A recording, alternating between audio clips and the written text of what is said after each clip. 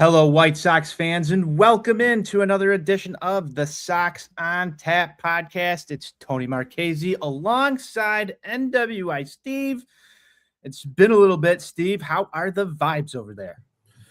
Heyo, Anthony. Vibes are pretty good, coming off of a series victory in Tampa at the house that Jerry had built, and a 4-3 week against the two teams with the two best records in the American League. I mean, pretty solid right there. So, there was, I think, a lot of optimism coming into the trade deadline here. Thought we would get some moves to improve this ball club, and I think we'll get into all that.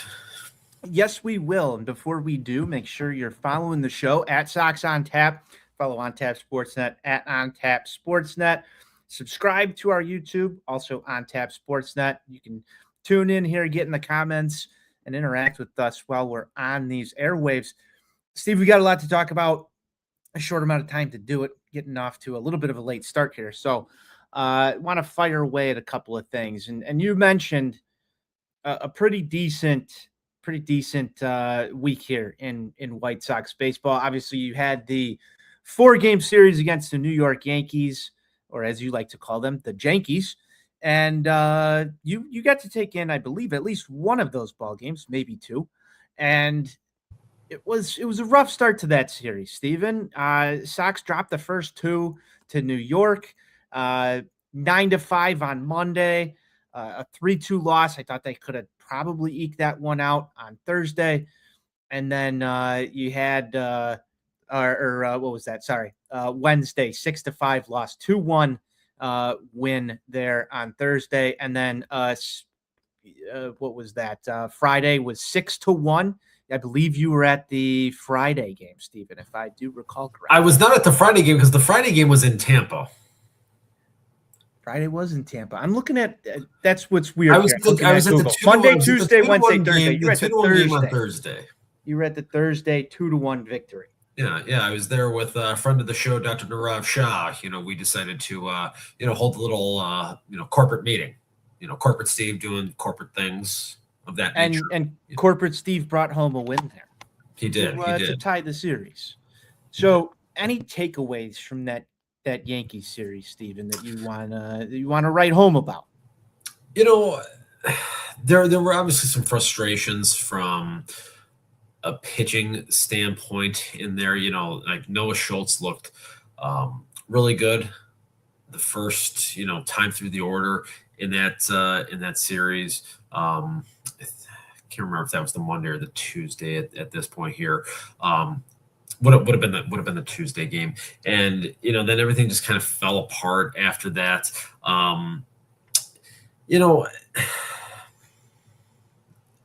The Yankees pitching is really good. I mean, honestly, it's the best in the American League, and we kind of saw that. I mean, the Sox offense was relatively held at bay for the most part there, and so it was just kind of a continuation of some of the things that we saw throughout the course of the month of July. The offense really wasn't there for the most part.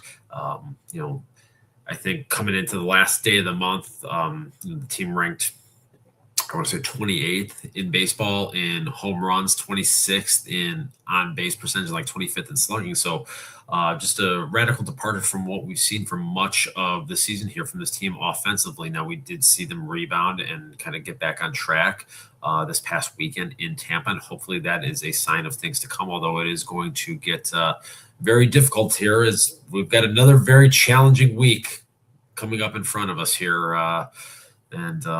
We're going to see this team's going to see some really tough pitching, and it got a little bit tougher by some of the things we saw this afternoon. Yeah, it was a crazy deadline, and we'll get to that in a minute, but you kind of foreshadowed a little bit of what's to come here.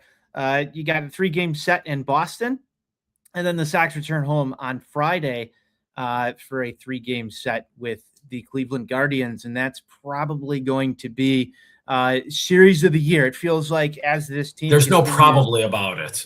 Well, for now is what I'm going to say. For now, as this team continues to play decent enough or good enough baseball, you start to run into some of these series where it's going to be appointment television. And I believe, Stephen, Friday, Saturday, Sunday at the rate are going to be some very heavily contested baseball games and playoff atmosphere, nonetheless, right there.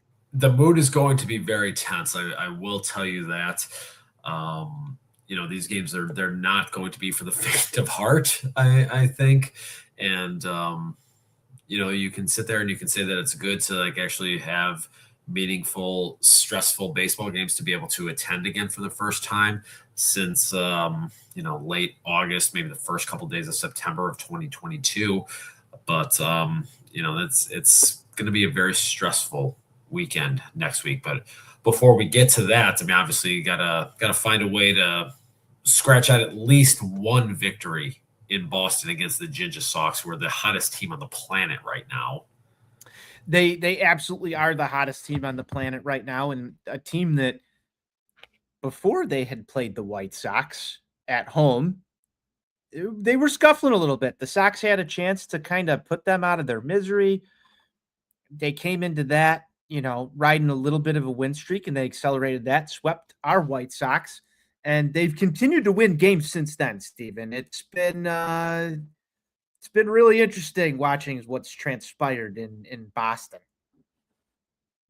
Yeah, I think they've won like 25 out of 28 at this point. I mean, it's just a really insane run that they have been on here, and they went out and they got some reinforcements here today. I mean, they're a team that they are very much in the mix, and I think that given the state of the American League here in the year of our Lord 2026, they think that this is a year to make a serious move. And it's nice to see a team do that. I wish we could have said the same. Well, Stephen, you're talking about reinforcements. The Sox did add at the trade deadline. I don't know if we want to consider this buying, and let's get into all of the moves that were made here. The Sox came into this deadline, and it was said out there in the universe that the Sox were going to be unwilling to part with some top prospects, and that they wanted to still add, but not give up much in terms of anything top tier from the prospect cupboard.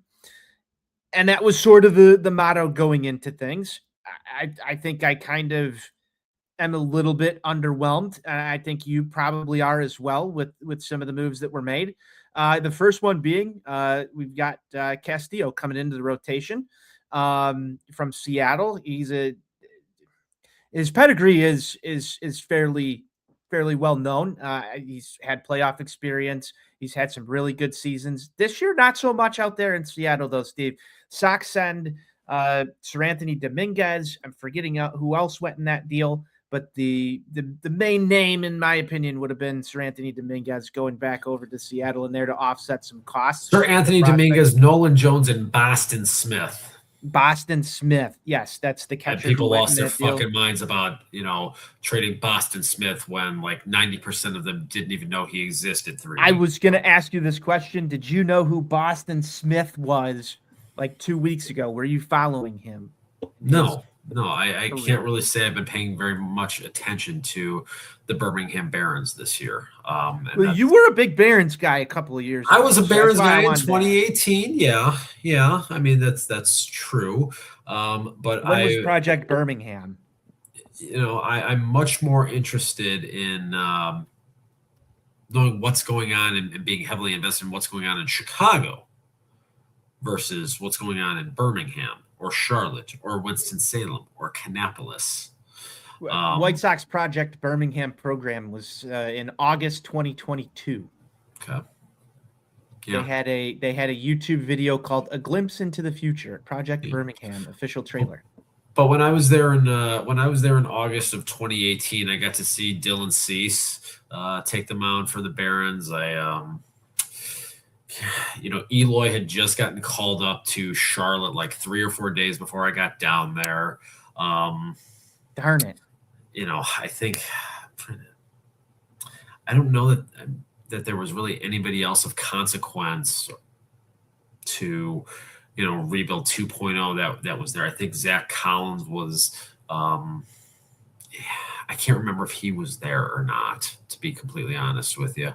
But I know, like I said, I got to see Dylan Cease that day. But I'm very happy to not be paying attention to, really what's going on in the minor leagues, other than going on to Fangraphs every couple of days and, seeing how guys are doing and not actively following it. So you're not watching grainy prospect highlights, Steven? I am, in fact, not watching grainy prospect highlights, and I'm not getting upset about trading for trading away a 23-year-old catcher in AA that I didn't know existed a few weeks ago. There you go. And I don't know why anybody really was. Luis Castillo, though, he's 3-9 on the year. He's got a 5.06 ERA. He's thrown 99 and 2/3 innings, Steven.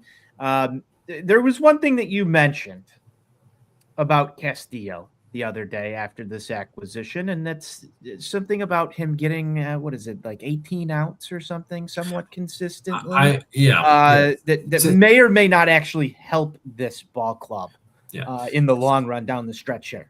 Yeah, so since June 1st, he has done a very nice job in terms of getting 18 outs with consistency.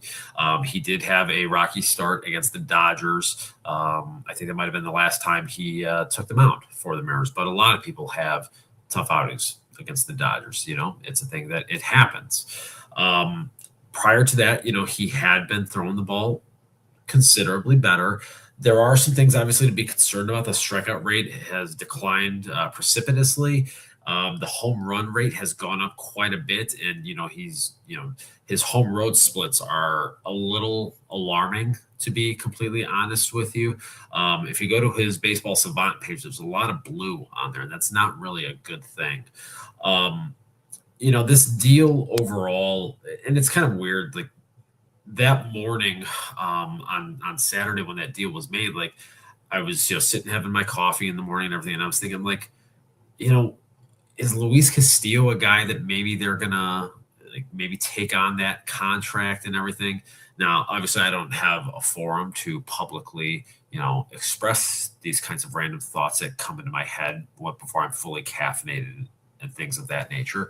But it was something that I was thinking about. And then, in the group text, I can't remember if it was you or BZ who sent the passing bomb, and it was like, okay, well, how about that? And it just, the deal overall, I'm a little confused about it. I'm confused about the fact that they made this acquisition.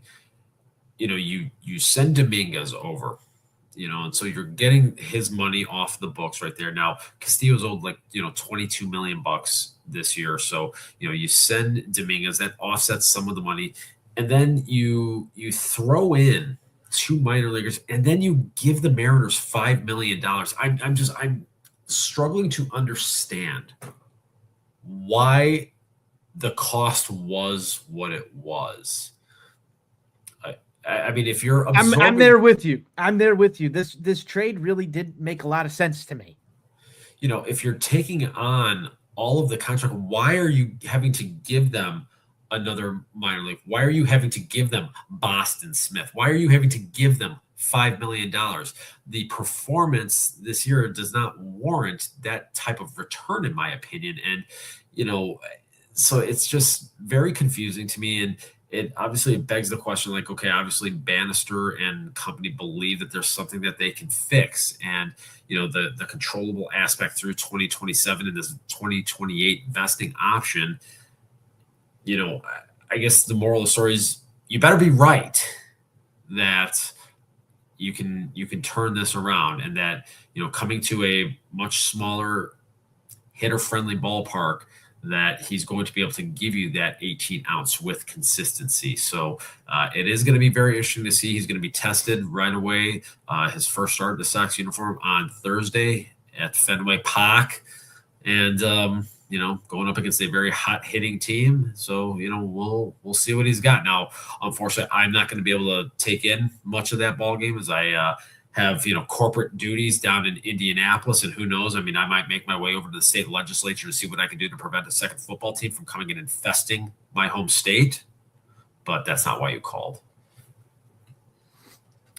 Fair enough. The Sox said that they wanted to go out and add to the rotation. They got someone. And they're at least at this point, it sounds like Eric Fetty's moving to the bullpen. I kind of question that, Steven, a little bit. I got a theory on that. Okay. Let's hear it.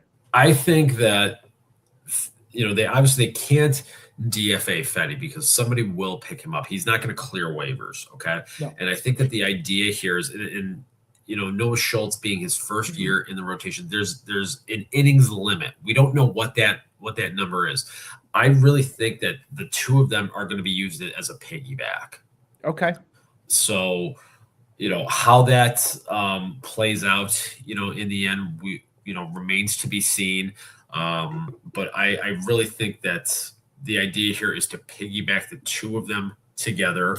Obviously, try to offset some platoons, based on who the opposition is. And I think go 3-4 innings. Yeah. And I think we could even see some scenarios where maybe Fetty, will start initially and then maybe Schultz will come in after him. We saw them use an opener. We saw them use Jordan Hicks this past Sunday against Tampa when Schultz was the, quote unquote bulk guy. So I think we're just going to see the two of them paired together here. So it will be fascinating to see how all of that evolves here over the course of the remaining 50 some games that we have here.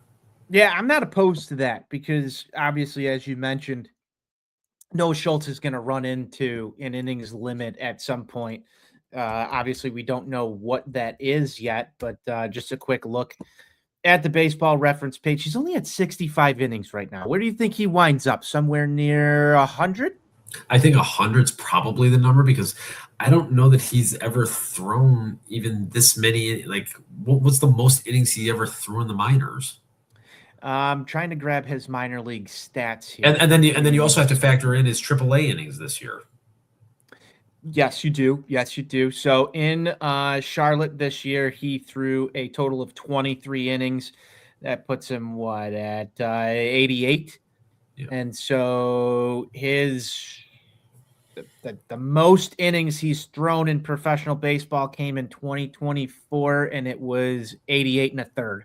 So you're already technically at Noah Schultz's max. I think 115 is probably the number, if I had to guess.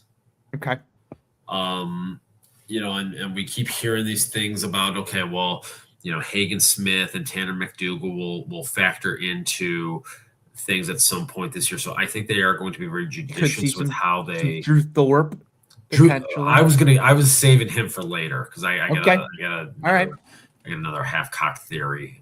You got some more nuggets on Drew Thorpe coming. Okay, yeah. Well, it's getting close to max Noah Schultz, and I'm sure that's a name that they're probably going to want to evaluate whether or not he's part of the postseason picture, Steven, as we get down to the nitty-gritty final stretch of the season. As of right now, he's not in my playoff rotation. I don't know about you. No. Oh, God, no. So, he's eating innings. Now, granted, I think the Sox probably entering this year with Noah Schultz didn't think that they would be having this high pressure of situations to be throwing him in. Not that that's a bad thing for his development. I actually think it's good. On the other end of that, it's not been the easiest for development, trying to let someone work through stuff as you're in a division race. Yeah. So tough sledding there, but we'll see what happens down the stretch with him. A couple more trades to get to here, Steven. I actually like this one. I'm going to butcher this name. Huescar Brazoban. It comes in from New York in exchange for Gabe Davis and Zach Franklin, two other guys that I haven't really heard of, although I know people were, I think, getting mad that we gave up Gabe Davis. But he's a strong late inning option to go and replace Sir Anthony Dominguez, in my opinion. The numbers are somewhat there. Maybe he becomes a 6th, 7th, maybe 8th inning guy. You'll never know what Venable's going to do when he's trying to look at matchups and everything. But, getting another right-hander for the back end of this bullpen, that was on my list. Didn't have Brazoban or Brazoban, however we want to say his last name, on my radar at all. But I like the acquisition. Looking at his numbers and a little bit of game tape from him, I'm okay with this trade. What are your thoughts on it? I love this trade. When I was looking at reliever options a couple 2-3 weeks ago, and I was looking at the Mets, I mean, I think I focused. Him and Luke Weaver were the two guys that obviously were jumping off the page here. And I didn't think that the Sox would be able to swing a deal to get a pitcher like Brazoban. Given the cost of it, I mean, it's a no-brainer. I mean, this whole thing about, Gabe Davis, I mean, we're complaining about a minor league reliever now. This is what we're doing here. I mean, you got to complain about something. You got to complain about something. There has to be something to complain about. That's the rules. I mean, he's literally a minor league reliever. Okay. So, okay. You know what? If he turns into a quality major league reliever, big fucking deal. Who cares? Who knows? Maybe he turns into be as good as Oscar Brazoban. Hey, interesting thought. I do like this deal. I think it's probably the best deal that Chris Getz made at the deadline. Yes, it is. Something to shore up the end of this bullpen. That was a need from the onset of this season, was adding more to this bullpen. Obviously, we got to a point where we were very frustrated with Sir Anthony, Tony Dominguez. Things went haywire there. You've gotten some really awesome performances so far this season out of Brian Hudson, out of Sean Newcomb, Trevor Dix. Trevor's been surprisingly good lately. Jordan Hicks comes off the IL and he looks viable. Didn't think that was going to happen. So you had, I guess, more in that bullpen than I thought that they had to work with approaching the deadline. But getting another high-end, high-leverage reliever, especially another righty, to replace Sir Anthony and probably be better than what Sir Anthony Dominguez was, I think is a net positive for this team. And the acquisition cost, in my opinion, no-brainer as well. I like that deal. That's probably the only A that I'll give Chris Getz as far as trade grades. Just grading this before any of these guys have stepped on the field. Now watch, he'll probably have a really rough go because we both like the deal. But I just on paper, we're just grading this on paper right now. That's my favorite deal that was made. Anything else on Brazoban before we move on to some of these others? The only thing, I was surprised when I was looking at his page on Fangraphs, earlier today, and I guess I had just kind of glossed over it when I was looking at his numbers before. I didn't realize he was 36 already. Yeah, 36, and I believe he's still under control for a little bit. He's under control through the 29 season. So, if his arm, holds up, hey, this is something that you could have in the bullpen here for a couple of years. So, that's good. That's good. That's good. That's a good thing. Getz kind of, foretold some of this when they sort of made it known that they were looking for guys that they can control. Castillo, another guy that they can control for a while. I'm not sure on this contract, though, Steven. Brenton Doyle coming in from the Colorado Rockies. I believe he's a 2-time Gold Glove winner, exceptional speed, another right-handed bat. I believe he's probably going to wind up platooning with Tristan Peters out there in center field. Obviously, the Sox have gone through a plethora of outfielders this year. Austin Hayes has been in the mix. You got Tristan Peters, who came out of nowhere. Randall Grichuk acquisition earlier this year after being DFA'd by the Yankees. He's been an awesome guy off the bench or just playing platoon with Sam Antonacci out in left. He's seen some time in right. But the Sox did have somewhat of a need, and maybe it wasn't something that I really thought about heading into the deadline, was that they need another outfielder. Obviously, Everson Pereira just came back from the IL. You had Hayes, who's working his way back. There's been a lot of outfield options. doesn't seem like we've had, the prototypical outfield so far this season. It's been a lot of plug and play, guys in and out, injuries, whatnot. Obviously, Tristan Peters winds up making the All-Star team, but he struggled at the plate a little bit lately. Brenton Doyle doesn't have numbers offensively that jump off the page at you this year, but looking back at a couple of years previously, it seems like there's a little bit of pop in that bat as well.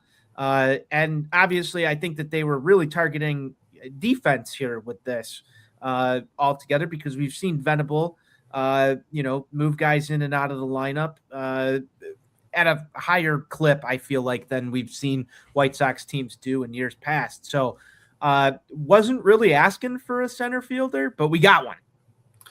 Yeah, I think it's pretty clear that they didn't trust Everson Pereira to be able to handle center field as part of the weak side platoon there. And it's just, I guess, ironic in the sense that he had 2 extra base hits and 4 RBI in the game yesterday against his former team, and then he promptly gets DFA'd here today because that's baseball.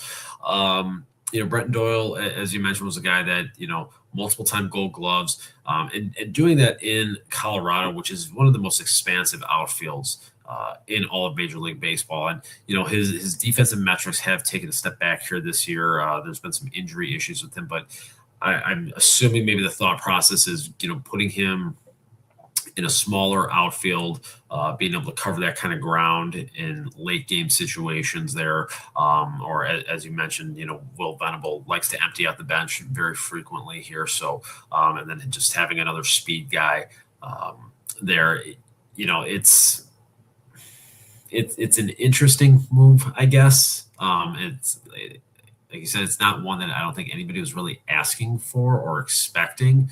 And it's not something that's going to jump off the page for you, but we'll see what happens here. Maybe they can catch lightning in a bottle for a little bit. I mean, look, they caught lightning in a bottle with Tristan Peters for the first half of the season here, and who knows? Maybe that can happen here again. The one thing that I found interesting with this on the return for him was seeing Mason Adams go to the Colorado Rockies here, and Adams is a guy that was former he was I think maybe a top 15 prospect within the Sox system. Coming back off of Tommy John this year, has been down in Charlotte, had some decent outings, and a guy that if you look at the numbers, I mean, it seems like, okay, maybe this is a guy that could get a cup of coffee in September here, maybe try to fill a gap there when there's some innings needed.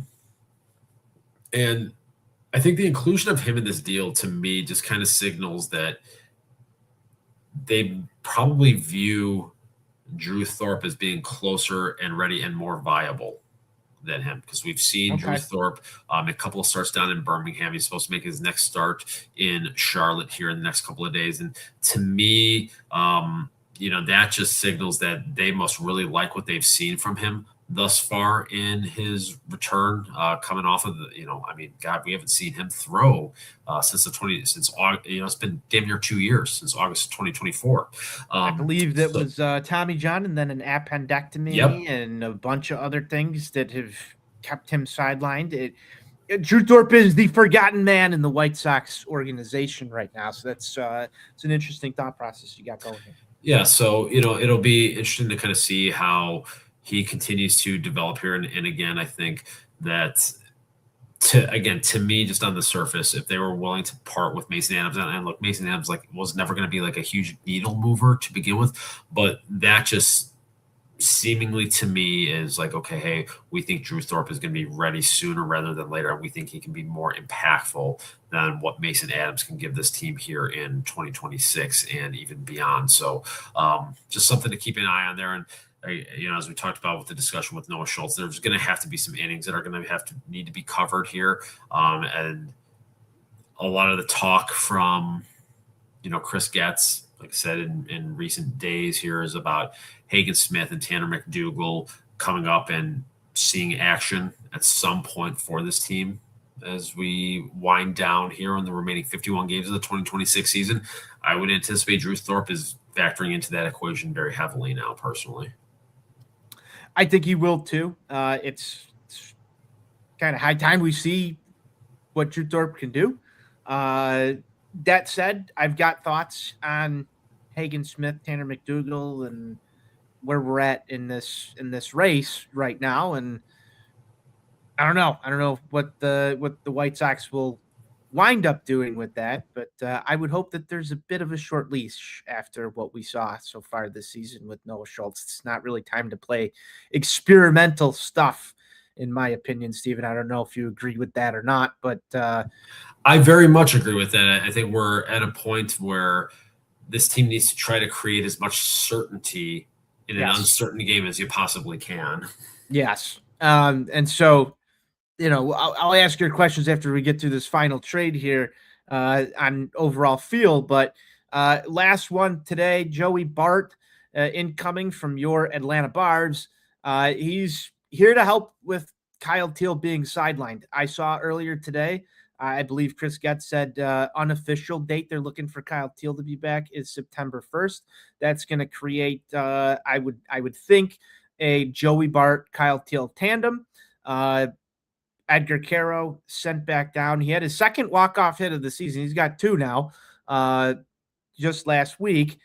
And yet he's sort of been horrid offensively outside of a couple There's of no really sort big, of about it. outside of a couple of really big moments that I cherish as a White Sox fan, especially when you walk off the Chicago Cubs. But he's been bad behind the plate. And then Drew Romo somehow survives the roster crunch in favor of sending Caro back down to Charlotte.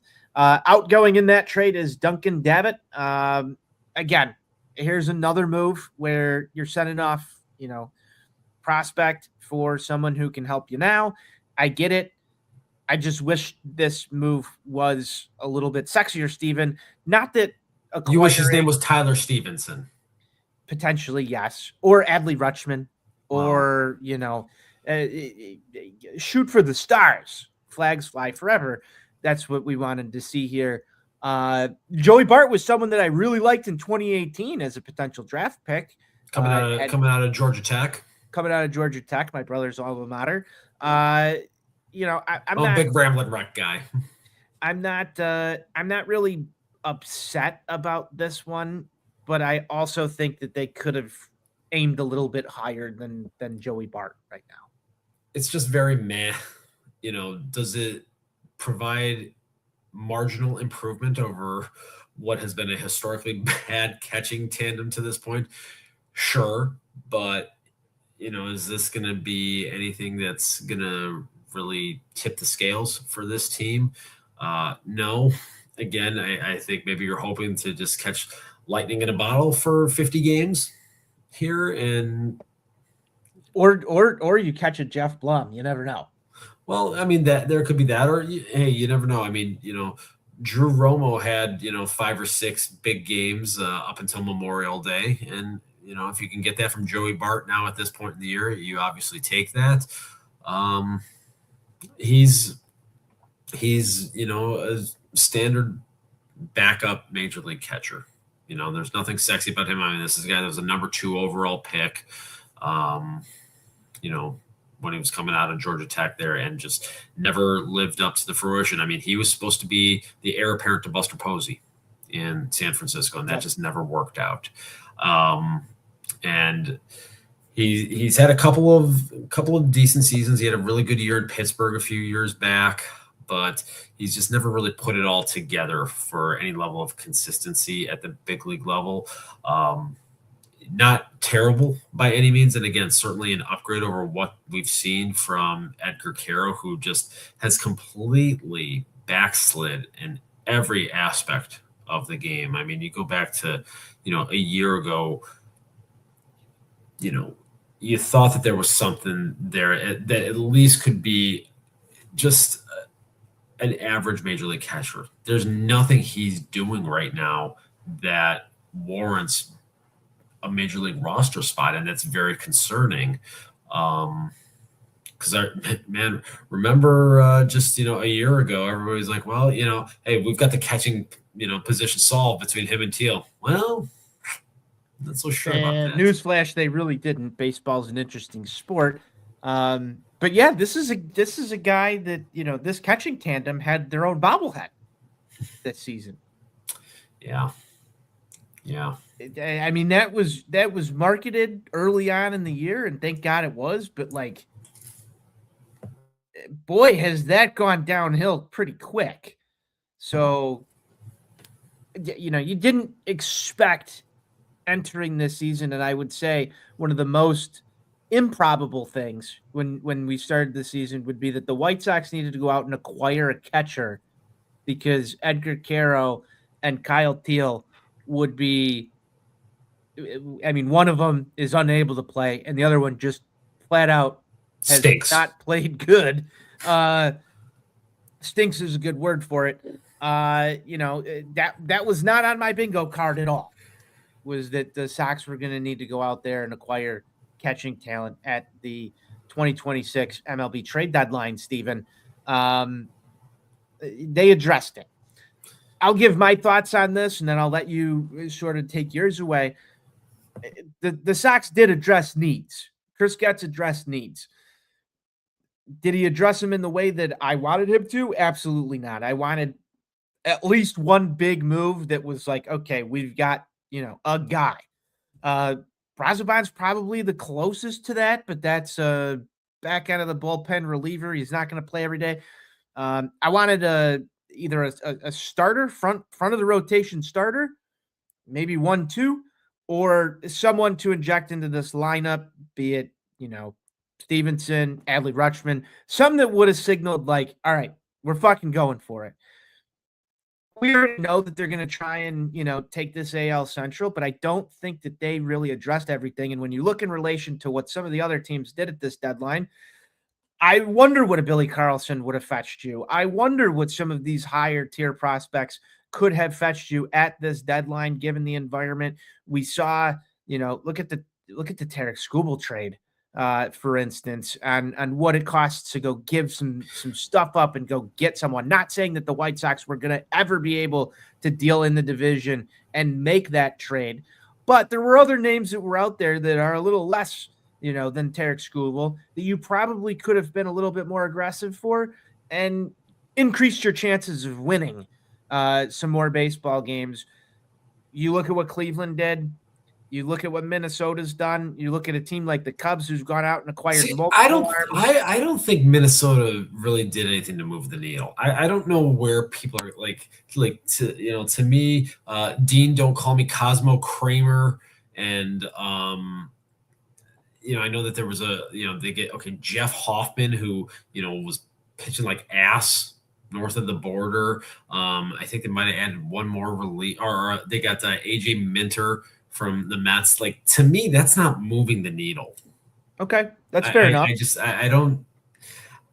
Just hearing some of the commentary, like on MLB Network and some other things, like I don't see it. I think Cleveland had a much better deadline than the Sox did, going and adding Joe Adell, getting some right-handed thump for a team that is very left-handed, and then getting Foster Griffin. Cleveland's rotation's already been a strength for them, and a lot has been made about the fact that they've only had to use 6 starting pitchers this entire season, and that 6th starter was only used one time. They've relied on basically their starting 5 that they broke camp with has really carried the load here. And so then what they did is they went out and they insulated themselves for this stretch run here, and they went and they did it with a guy that coming back from Japan has been really good for the Washington Nationals. And so they definitely got better today. And I think that is very much a concern. And, I think you can look at it and say that they absolutely had a better deadline than the Sox did here. If I'm using a grading scale, I gave Chris Getz a C today. Did they get marginally better? Yes, but you can't really look at these additions that have been made here, at least right now, and say, okay, wow, yes, this really puts them in the driver's seat to win this division. And that's really what I think we were all looking for and hoping for coming into this deadline here. again, hope there's just a lot of hope and prayer going right now on Luis Castillo finding something, and I think a lot of it is really hinging on that. Can we say in Bannister we trust on that one? Well, we'll find out. I mean, I've been pretty candid about my thoughts that I think his performance has not been great. So someone, I don't know who at the moment, someone put something out there on Castillo and said this seems like the type of move that someone in the Sox organization saw something and they know how to fix it. And your guy, he went and he liked the tweet. Okay. Well, I listen. So I hope he does. I hope he. hopefully, I hope they have. I hope they identified whatever it is because I'm looking at the data. Like I'm looking, and I can't figure it out. To me, it just looks like a 10-year veteran that is going through decline. And I know you had somebody say this to you. I had a friend of mine text me this some James scary Shields stuff. 2.0. And I mean, it's like, I struggle. I had that texted to me by a very good friend of the show, Mr. Brian Lefevre. Oh, the fever. Okay. Shout out Lefevre if you're listening. Yeah, I mean, I got news for. I don't think Boston Smith is going to be the number one overall prospect of the sport. 18. I don't think he was. I don't think he was angling for that. I think it was just more. We really went out and got Castillo. Yeah. So and again, just taking on the money and giving the Mariners money to it, like the whole thing just is very perplexing to me. But it's very Jerry Reinsdorf. It really is. It really is. So somebody probably needs to do a wellness check on him if when's the last time Jerry gave money to a team after assuming salary? This time would be the first time. It's quite shocking, to be honest. Yes, it is. With you. It's quite shocking that transpired. Is, that's why I can't wrap my head around it. Yeah, but just like I said, overall, underwhelming. Does it marginally improve things? Yes, but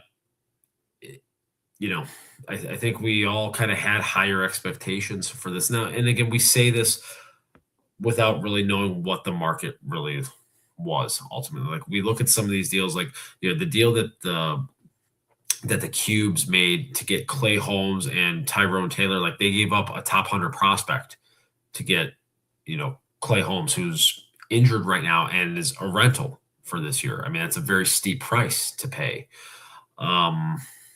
You look at the cost that it was to get Jose Soriano for the Toronto Blue Jays.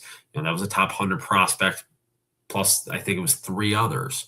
So, a couple of those guys had a high asking price. I mean,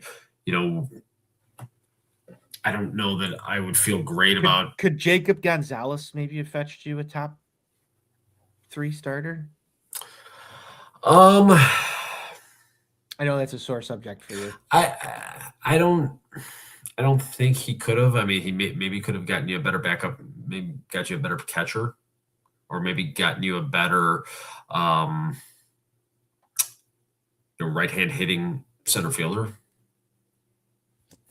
I mean, fair. But we had to do that so we could draft the son of a fucking Cleveland Indian. That's what I was looking for. All right. Fucking sick. Well, Steven, I don't know if you've got any other final thoughts before we get on out of here. This has been a good little recap of the trade deadline. Got 3 in Boston coming up here, man, and I hope that they are able to take at least one, but I would like a series victory. I'd like the Sox to go out and hand it to Boston the way that Boston handed it to us at home just a couple of weeks ago, and keep the train rolling. You brought up that there's a lot of hope and prayer here, and I guess for my final thought, I would say, even if they did go out and acquire some really top tier talent in this trade deadline, I'm sure there was still going to be people who would, piss and moan about the talent and the cost of those acquisitions. I wish they were a little bit more aggressive, but Chris Getz overall did go and address some of the needs. Am I comfortable? No. But do I have, do I feel worse off? Absolutely not. I don't feel worse off today than I did yesterday. And I think that's a good thing because at the end of the day, you didn't give up a whole lot and you added some stuff. So I felt like it was very middle of the road, but I'm kind of underwhelmed. At the same time, this team has remained in first place in the AL Central, and until proven otherwise, that's where they're going to be. What do they got? 4 games on Cleveland in the loss column? Yeah, 4 on Cleveland in the loss column, 5 on Minnesota. Look, we got 51 games to go here, and I think it's going to be a race to 85. So that's kind of where I'm at with this thing. So they just got to find a way, and I know I'm amped to get back to the ballpark this weekend. Friday, should be a fucking raucous crowd. I think people need to get their fucking asses out there and need to bring the energy. Are you going Saturday? The Friday crowd against the Astros, last homestand I thought was the weakest Friday crowd of the season. I don't know what that was all about, but let's bring the energy, and then obviously you got big day on Saturday with retiring number 13, and so are you going to be in attendance for that one? I will be in attendance for Friday and for Saturday.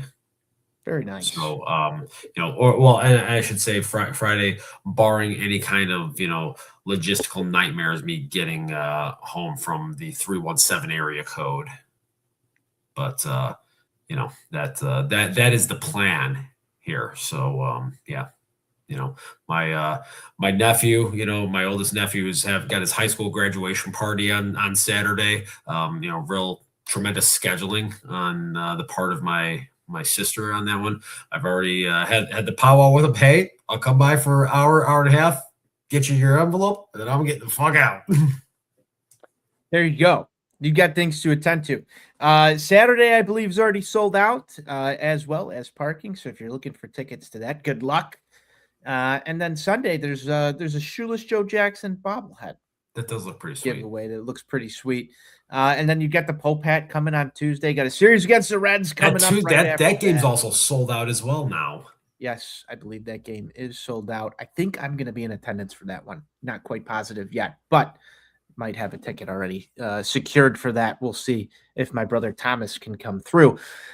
Steve, it's going to be an interesting 6 games here for the White Sox. I'm hoping that they go 4-2 is my prediction. I would like that very, very much. It's going to be a big challenge here, and we're going to find out a lot about what this team is made of here. We are at the point where it is no longer a marathon. It is now a sprint, and hopefully, what we saw this past weekend in Tampa, aside from the Saturday game, the bats are starting to wake back up again, and deploying the multi-home run strategy. I'm a big fan. I know you are a big fan of that one.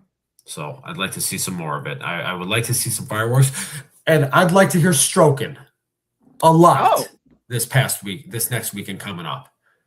There you go. Get out to the ballpark and hear some stroking, watch some fireworks. Sounds like a good way to spend an evening. Steven, this was a fantastic episode. Thank you to everybody for tuning in. Make sure you're following the show at Sox On Tap. You can follow On Tap Sportsnet at On Tap Sportsnet. You can follow myself at Tony On Tap. You can't follow Steve because he's not online. That'll just about do it here for Sox On Tap. Steve, we'll close down how we always do. White Sox forever. White Sox for life.